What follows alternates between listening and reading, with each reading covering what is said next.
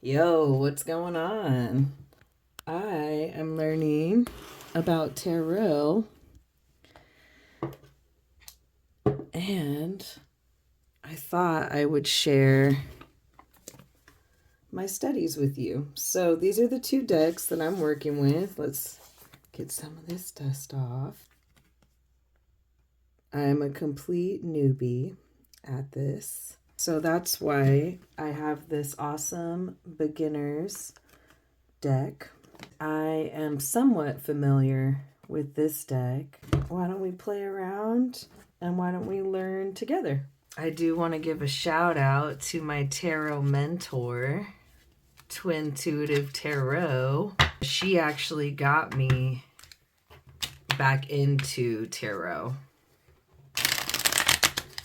I have been an astrology girly for a long time. So I'm definitely going to be mixing astrology because it's what I'm way more familiar with. It's definitely a guide for me with the cards. When I first started to, a couple fell out there. Let's go ahead and go with it. When I first started to learn about tarot, I was going through this time in my life where I was going to a lot of festivals. Uh-oh, look at what I found. A card that I left out. Whoopsies. That's okay. You can take this as a reading if it fits for you. This is just me studying and practicing. So the Eight of Cups. Here are the things I do know. Cups are emotion. And it's funny that the Saturn and Pisces came up. First, what I do is I look at the imagery and just how it speaks to me personally. And then I look at the meaning, which again, shouts out to my mentor for helping me with that. What do I see? A lot of wheels, a lot of circles, gears. So maybe something cyclical, cycles, the snake eating itself, or something infinite because a circle is infinite. This person is flying in the air on a bicycle. They look pretty free to me. They look, I don't know, heavenly almost, looking off into the atmosphere, the abyss, the heavens, the universe. And they look very carefree. This definitely is giving like industrial mountain bike based off of the wheels. The wheels are like kind of tough looking. They are over the city, over the water, and in the sky. That's all I can gather from that right now. So I'm not gonna force anything else to come out. Let me actually talk a little bit about the what's on the bottom. So Saturn and Pisces. Well, first of all, I did say a lot of wheels cyclical, and then the number 8 is the infinite sign, right? The infinity sign. So infinite, I would say infinite is another thing that comes up for me intuitively. Let's talk a little bit about Saturn and Pisces and what I know about that. So Saturn and Pisces, I would not think of these two energies as similar energies. What do I mean by that? Pisces is unconditional love. It is love without bounds. And what is Saturn? Boundaries. Just straight up boundaries. Saturn is discipline. Saturn is restriction to try and make you better. Limitations to try to make you better. It can be routines. It can be almost like patterns. I almost think of it in a way of looking over the data. Saturn itself is not the data. I would say Mercury is more the data. But Saturn is, father time. Saturn is the ruler of Capricorn. So if you think Capricorn energy, taking care of business, that is Capricorn. Then we think Pisces, right? So Saturn in Pisces, what is that? Having boundaries around love. Unconditional love is Pisces, right? Sometimes conditions are beneficial to us, especially if we're giving our love away to somebody who maybe is not deserving of that. Or maybe we are giving our love away to everybody else except for ourselves. I like to think of Saturn in Pisces as a dam of water or a pool of water in the backyard. And it's like you go into the pool, it's so lovely. You have your little fruity drink with the umbrella in it, and we love it. But at some point, there is a time we have to get out of the pool and get dry to move on and to do something else. So I kind of think of Saturn in Pisces like that. It's like there's all this mushy, gushy emotion, love, romanticism. But as with all things, we are not made to live just in one state of being. So the same could go for Saturn. We're not made to just be living in discipline. We're not made to just be taking care of business. Well, if we were just doing that, well, what the heck is the point of living life? The whole point is joy and love at the end of the day, right? Okay, so that's the astrology on that. Yeah, there's nothing else really popping out at me. All I do know is that with the cups, there's going to be emotion involved in this. The Empress. Gosh, what a gorgeous card. I love these cards.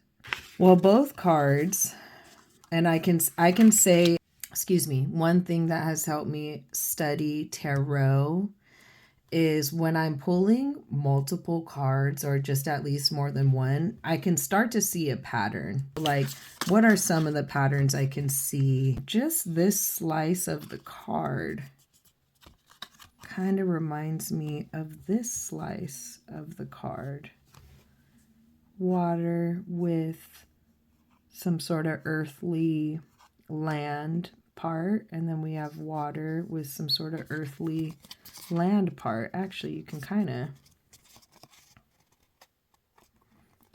see, right? Like the similarity.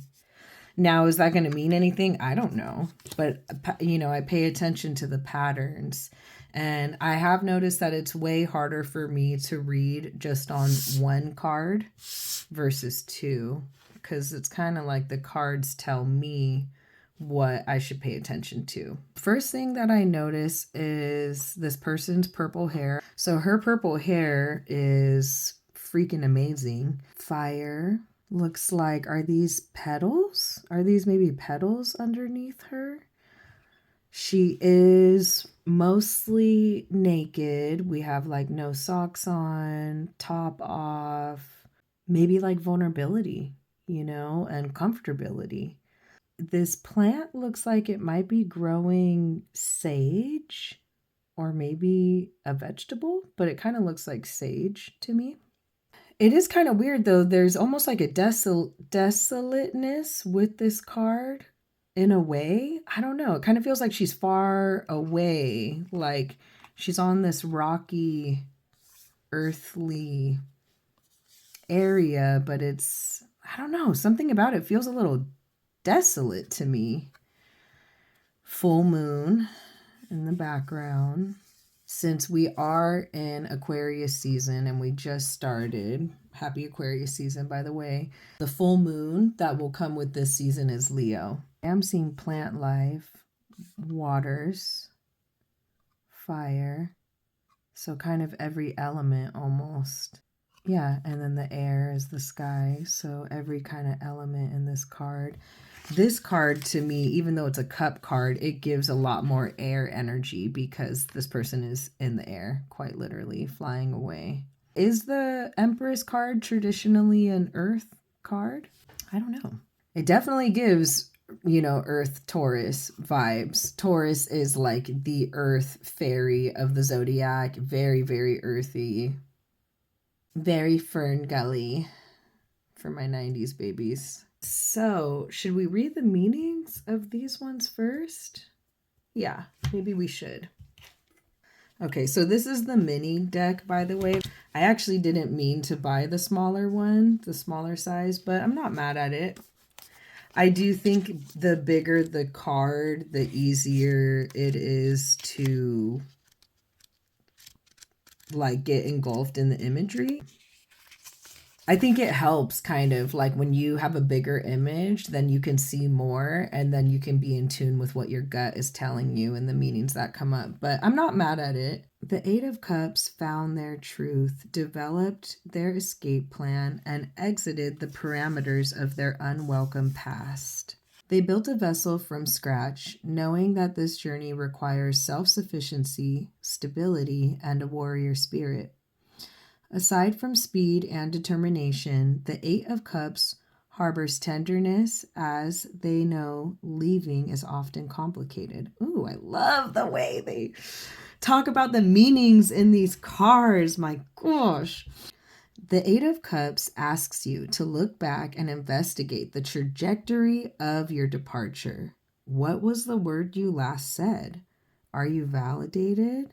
Are you validating others? Was the drift mutual, or are you a ghost? The Eight of Cups asks you to stay solid and true.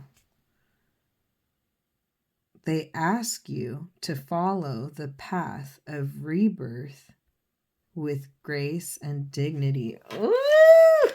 Ooh! So that's kind of a cool card to get before the Empress. What I do know about the Empress card is, if I remember correctly, it's like she's got it all. Like she don't need you. And everything that she has is because of her own doing, because she is like in tune with herself. She's, drinking the cucumber water. She's drinking the bone broth. She's going on nature walks. She's meditating. She's feeding herself. She's self-sufficient. That's like, I'm pretty sure the energy of this card. The Eight of Cups found their truth, developed their escape plan, and exited the parameters of their unwelcome past. They built a vessel from scratch, knowing that this journey requires self-sufficiency, stability, and a warrior spirit. Okay, so just based off of that meaning, the things that it makes me think of is a lot. So I don't want to make this reading about myself. So how can I like translate this? So it just makes me think of like identity, which has been a huge theme for me lately. It makes me think of how vulnerable it can be to admit that you might not have very much of an identity, or the identity that you thought you had is based off of things that people told you that you were, or that you were supposed to be. To find our true identity and to find our truth, we have to learn how to separate, okay, was that gaslighting, or is this my actual truth? And what is my identity built upon? Is my identity built upon what other people told me I am, or who I am? Is my identity built on trauma? Is my identity built on pain? That's what it would mean for me. So I don't know. I don't know if that's relatable or not. Building a vessel from scratch, starting from the beginning, from the raw, empty grounds, starting from nothing, making something out of nothing. It's incredibly raw. It's incredibly vulnerable. It's incredibly lonely. It is. It's something that you have to do by yourself.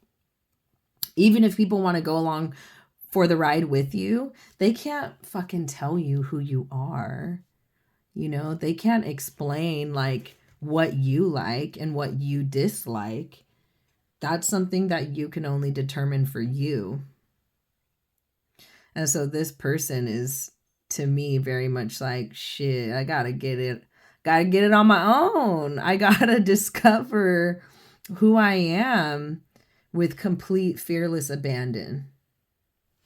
They built a vessel from scratch, knowing that this journey requires self-sufficiency, stability, and a warrior spirit. Aside from speed and determination, the Eight of Cups harbors tenderness as they know leaving is often complicated. I never really thought of it like that, but I guess leaving can be complicated. I guess it has been for me.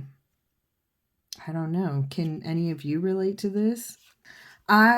Just to share some personal, I had to go no contact with somebody in my immediate family. So that's the immediate thing I think of about leaving being complicated. Okay, the Eight of Cups asks you to look back and investigate the trajectory of your departure. What was the last word you said? Are you validated? Are you validating others?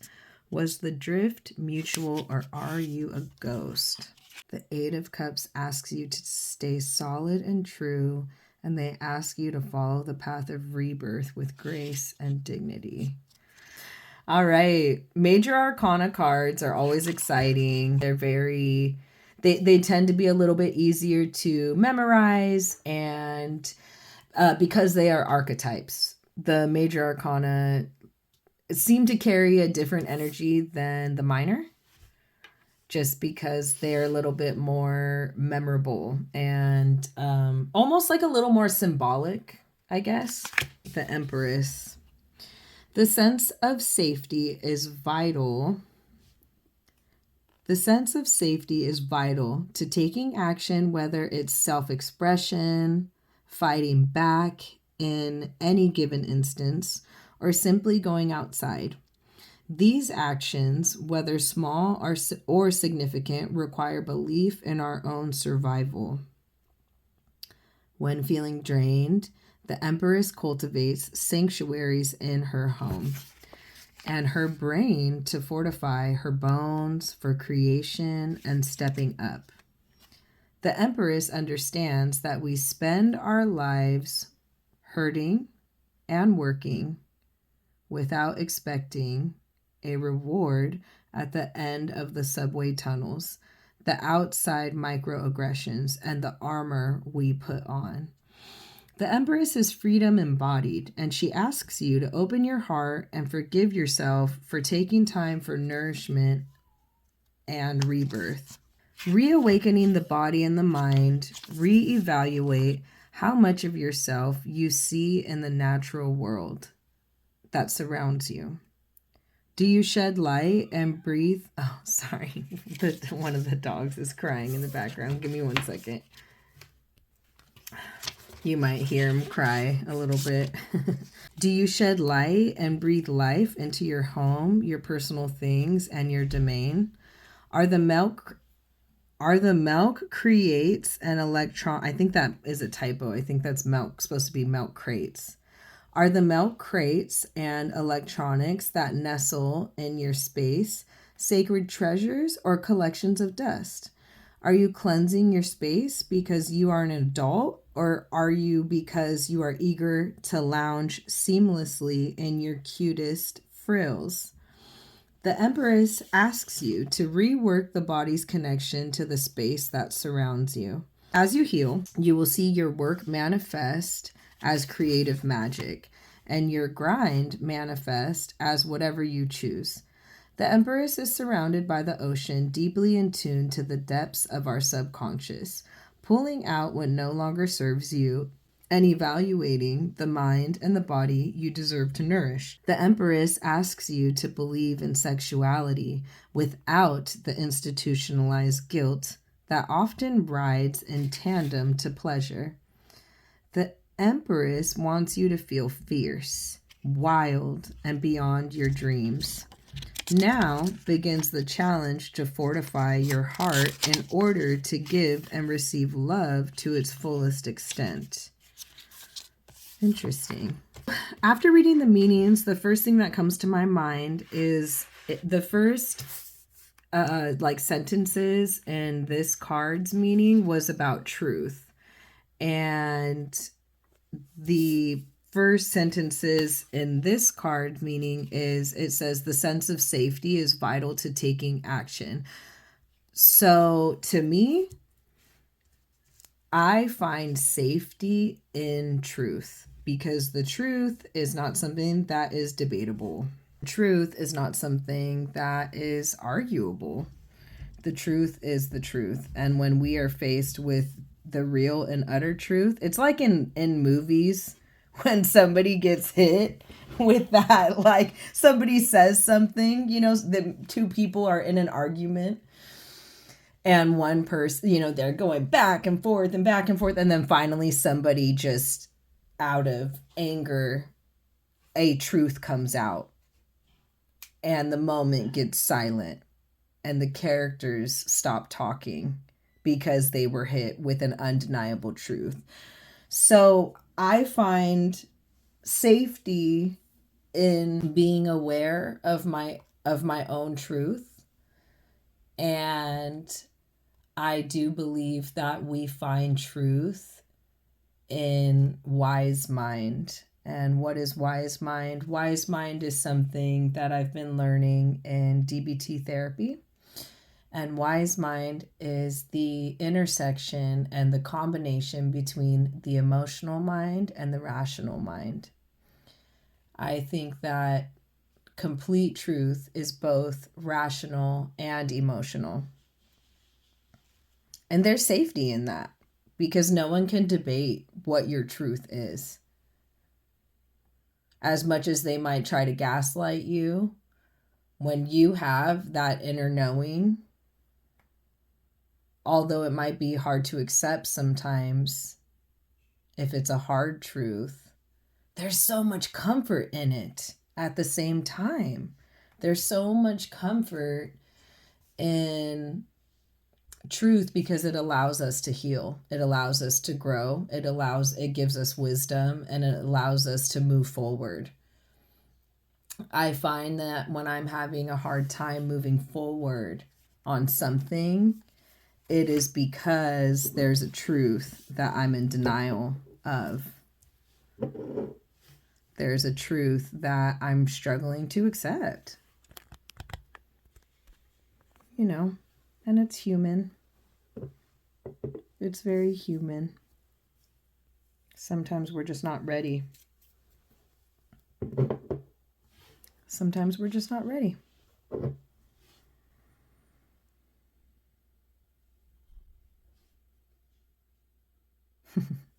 Yeah, sometimes we're just not ready.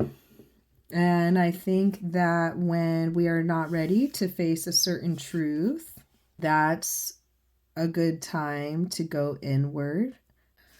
Do you shed light and breathe life into your home, your personal things, and your domain? Are the milk crates and electronics that nestle in your space sacred treasures or collections of dust? Are you cleansing your space because you're an adult, or because you are eager to lounge seamlessly in your cutest frills? I also think that there's just a charging.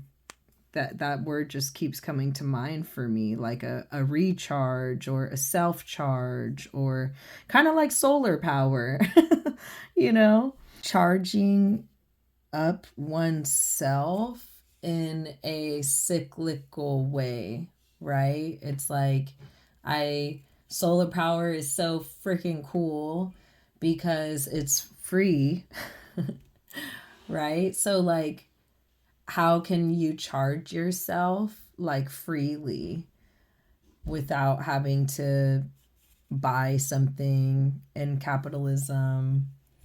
Like, what do you have that's already in your grasp that will allow you to feel recharged? Pretty cool stuff. So let's pull from the beginner. Oh, look who's on the bottom. That is too freaking funny. This is the card that is like my archetype. So far in any tarot deck, I have not loved an image more than I love this expression of the Queen of Swords. I love her. I love her. I love her. Two of Swords. I think that's like a decision, maybe? I don't know. Okay, but that is so funny that she was on the bottom. I love this interpretation of the Queen of Swords. I think that she's very androgynous, very tough, and so beautiful. She's definitely one of my favorite queens. I'm trying to not be as much in this energy because she's pretty cutthroat and pretty cold, and that's definitely something that I've been told. So I'm trying to get out of that Queen of Swords energy, but trying to be more like the Empress, you know. Got this on Etsy. I think I just typed in like beginner deck. I do really appreciate this deck because look at how, well, first of all, love me a gold foil moment, but look at the cards. Love this. This gives my my Virgo Mercury so much pleasure. So it has like, I love that each card has like a yes, no, or a maybe. That's freaking cool. That like tarot can be that precise. It gives either a planet, it looks like a planet, a season, or a zodiac sign. It gives the element of the card and then like just a straight up yes, no, or maybe answer. That's pretty freaking cool. It gives you the reverse. If the card is in reverse, it gives you the meaning. And then it gives you like a quote, looking at the world from a different perspective. And then it gives you keywords. Then it gives you a question. So I love these as somebody that is a beginner in tarot. I'm trying to learn how to bridge cards.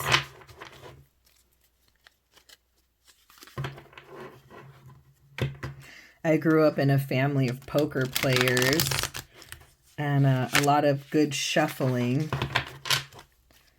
but they never passed down the knowledge of the bridge to me.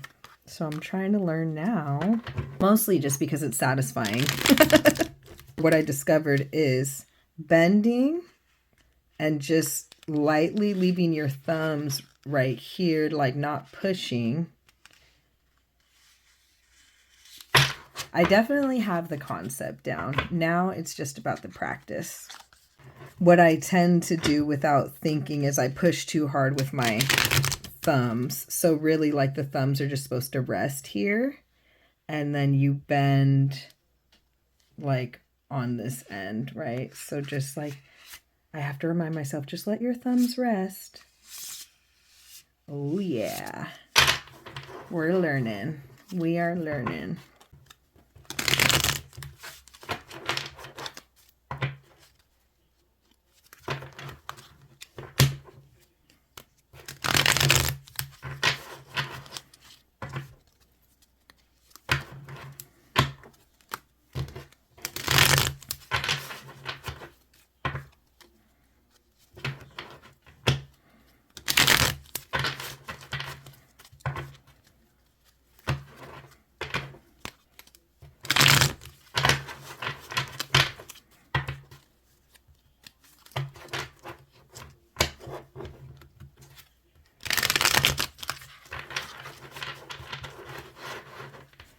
That feels pretty good. Oh, that one came out. Okay, let's see what we're working with. 7 of Pentacles. Pentacles are earth, I do know that. And these cards, which I know they call the Rider-Waite. So these cards, which I know like most people call the Rider-Waite, but I've been actually learning about Pamela Coleman Smith, who illustrated this deck. And I've been learning about it in this book, The Queen of Wands, which I'll totally do a flip through of this book in a different video. But she is the illustrator, so I will probably refer to this deck as the maybe Pamela Coleman Smith deck or the Coleman Smith deck because Oh, just because I want to. Just because I say so. So these images are harder for me to read. I've already bent some of these cards, and I'm not mad about it.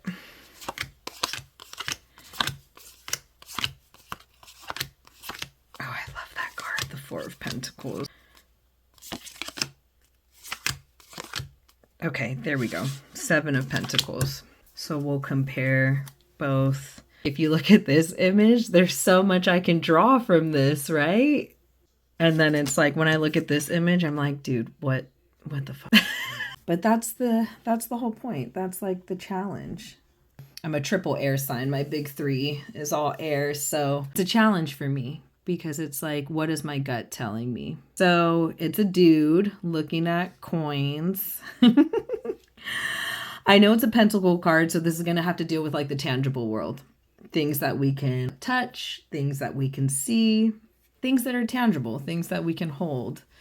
It also can deal with money, finance, our material things, our clothing, the food we're eating, the cookware we're cooking on, our car, our jewels, our loved ones are tangible. You know, we don't own them, but they are tangible. Our pets, our children, our family. Okay. He does not look like the happiest. This is not the expression of somebody who seems happy. He's leaning on a stick. It kind of seems like he's pensive, like he's thinking. Kind of seems like he has like a lot of abundance right here, but it kind of almost seems like he's tripping on this one coin. Like it's like, dude, look at all the things you got. And he's like, yeah, but look at that one. I don't know. I could be wrong, but there's a reason why there's one pentacle separate from the rest. He just doesn't really seem that like stoked. So that's all I can gather from the card. Let's see what this says. It says, don't forget to stop and look back at your achievements, hard work, perseverance, progress, reflection. Okay, cool. So I did have a little bit right of like the reflectiveness, the pensiveness of the card. How can you work less and gain greater results? That's cool. We love that. Work smarter, not harder. Let's pull one more. I have this tarot journal that was gifted to me from my tarot mentor, and I love it. I need to start using it more. And I love journaling. So I know that in the major arcana exists the 12 zodiac signs. There are 12 major arcana cards that represent the zodiac. Maybe I'll do a different video on. I've laid them out before and it was really cool to see. And then there's like, you know what? I will do another video on it because as somebody who's like a astrology geek, it was so cool. It was like really cool to see like what is what. And it like totally was making sense in this way where, I don't know, it's like really new knowledge for me. Like, I'm like, okay, wait, this like halfway makes sense. And I definitely can like see the imagery. A card fell on the floor. Okay. Oh my goodness. 8 of Pentacles. That had to be right. Because come on, I just drew the 7 of Pentacles. That's kind of cool. You can totally see the progression of the archetypal person. In this card, he's like, man, I'm kind of tripping. And then this card, he's like, work, work, work, work, work. I'm so happy here because I'm focused on my shit.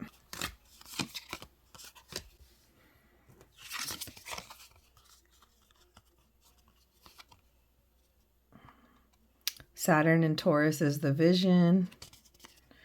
Sun in Virgo is creation. Okay. And we are focused on the 8 of Pentacles right now. So, yeah, I mean, clearly, dude is working. Dude ain't tripping on the little fallen pentacle. This dude kind of looks like he's tripping. This is definitely giving like, whistle while you work. I'm not really going to overthink this one. I just think that he's clearly happy and he's clearly enjoying his work and what he does, and he's very present and engaged. So it says, the balance of work and play is important for your creativity. Love that. What was the other card I drew that was an 8? An 8 of Cups. Diligence, passion, high standards. Yeah, you know, I would say all the earth signs, which on these cards it's Taurus and Virgo, 2 out of 3 of the earth signs. I do feel like all the earth signs have pretty freaking high standards. Virgo has high standards that are pretty, I hate to use this word. I have a lot of Virgo in my chart, so I'm not throwing shade, but they are pretty anal, pretty like meticulous. Taurus is that fixed energy. So they don't take shortcuts. They don't believe in shortcuts. They rule luxury, opulence, going back to the high standards. Definitely like fits based off of the other meanings of those cards. Do you find deeper meaning in your work? Okay. Okay. That makes sense. So like we have hard work, perseverance, reflection. And then we have this question that comes after. Do you find deeper meaning in your work after you reflect? Kind of like just asking yourself, you know, like, why am I doing all of this? What is the purpose aside from money? What am I working so hard to spend money on? What is bringing me joy? Why do I work? What's bringing me happiness? Very cool. Well, let me show you the journal, aka the journal. And for the sake of accountability, I'm going to go ahead and use my tarot tracker. And if I do it on camera, that means that I'll actually do it.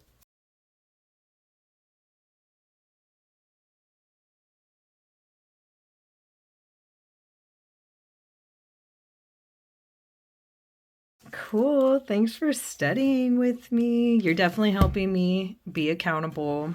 And this was actually so much more fun doing it with you. Okay. Talk to you soon.